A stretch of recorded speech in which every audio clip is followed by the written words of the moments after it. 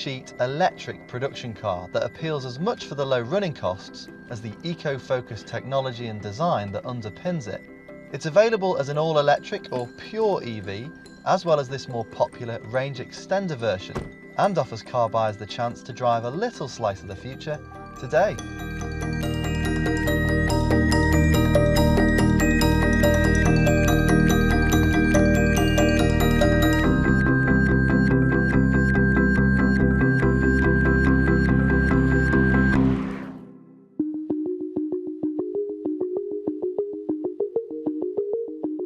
The i3 immediately strikes you as a very different kind of BMW, different in design, in packaging, in those tall, narrow dimensions, because it's been conceived from the ground up as an electric vehicle.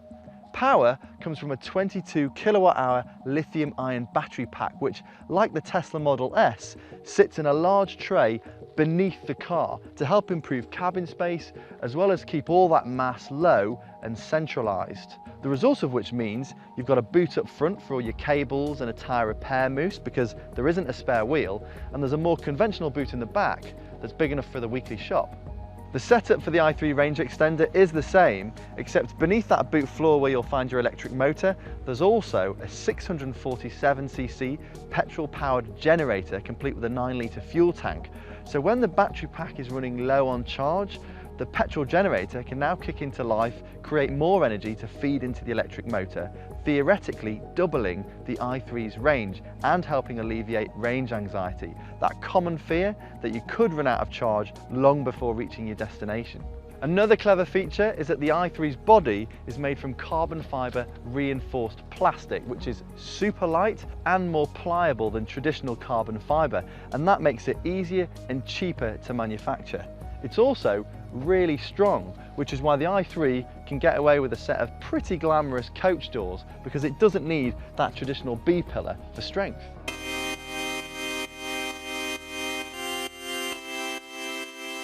That sense of modernity and lightness continues inside with these two floating high-definition screens, this optional glass sunroof, and a totally flat cabin floor because there's no concession for a transmission tunnel or exhaust systems. And for those people who may argue that an electric car is just as polluting as a fossil car when it comes out the factory, well, that just isn't the case for the i3. This dashboard and these door cards, for example, are moulded from natural fibres. The leather is stained with a natural agent extracted from olive trees. The eucalyptus wood on this dashboard is sourced from sustainable forestry, and even the factory that makes all the carbon fibre reinforced plastics runs on 100% renewable energy. Back to the basics, the driving position feels quite tall and upright, and the steering wheel is adjustable for both rake and reach, which is handy. You've also got a very clear delineation between these two screens. The primary screen up front gives you all that essential information like your speed and your range, and the secondary screen, which is controlled via BMW's iDrive system, controls your digital DAB radio and your satellite navigation, which is all standard, as is Bluetooth, reversing sensors, and BMW's advanced connected drive, which allows you to move the satellite navigation information from the car to your smartphone if you need to continue your journey on foot. BMW also offers customers the iRemote app, which again allows you to log in onto your smartphone to check the charging status of your i3. Unfortunately, it isn't all good news. Rapid charging preparation is an option, and it is a must-have tick if you want to future-proof your i3. You also have a lot of reflections coming through this big windscreen. The A-pillars are very chunky and limit your visibility around corners. And although this i3 is supposed to be a four-seater, it isn't a very good four-seater.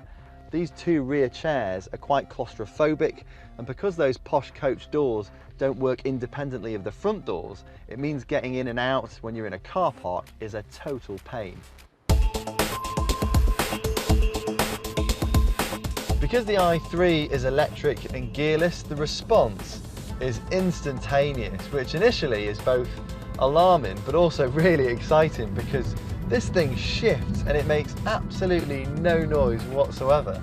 Once you've engaged drive on this little rocker switch, there are 3 driver modes that you can select: comfort, to Eco Pro, which limits the speed to 70 miles an hour, to Eco Pro Plus, which limits the speed further to 56 miles an hour and disengages all your climate control. So depending on your driving style and how sweaty you like to get in this cabin, that will ultimately determine the range of your i3. In town is where this car really shines. The steering is light and precise, the visibility is great, especially because you're nice and upright in this cabin. Plus you won't find stop-start traffic to be that annoying because the regenerative braking that goes on with the i3 slows the car so much that you'll barely need to use the brakes. Out of town and at higher speeds, however, there are a few niggles. The steering becomes a little bit nervous and fidgety. You're very aware of the tall, boxy profile as you get blown about in lanes on motorways, and there is a lot of tyre roar that transmits into this cabin, especially with the optional 20-inch alloys on our test car.